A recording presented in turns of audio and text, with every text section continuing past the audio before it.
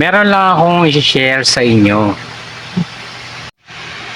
Meron kasing mga establishment dito na hindi mo akalain na dito nakatayo sa aming barangay. Dito nyo nga pala makikita, dito sa barangay namin, ang Barangay Scout Triangle. Literal na triangle. Ano, gusto nyo bang malaman?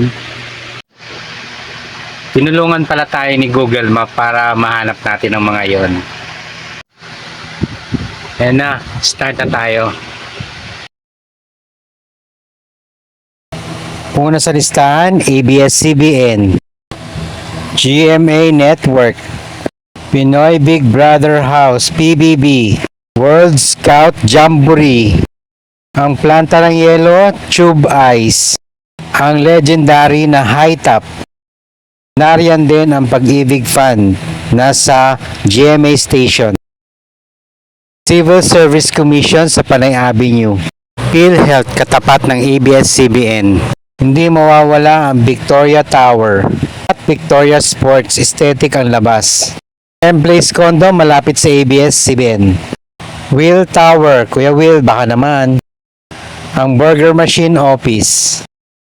Ang Music Box Comedy Bar din yan eh. Bagong bukas na Vice Comedy Bar. Ang ka-age ko, Ihaw Balot Plaza. Dating property ni Carlos P. Garcia. Korean food na laging trending.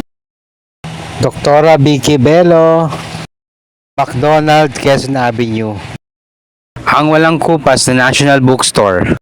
Hindi matitinag na tropical hot. 24/7 Mercury Drugs. Hotel ni Mother Lily, ang katabi niyan ay dating Ozone Disco. Baka pamilyar ka sa lugar na pinakita ko. Wala lang, sinare ko lang. Yun lang, bye-bye.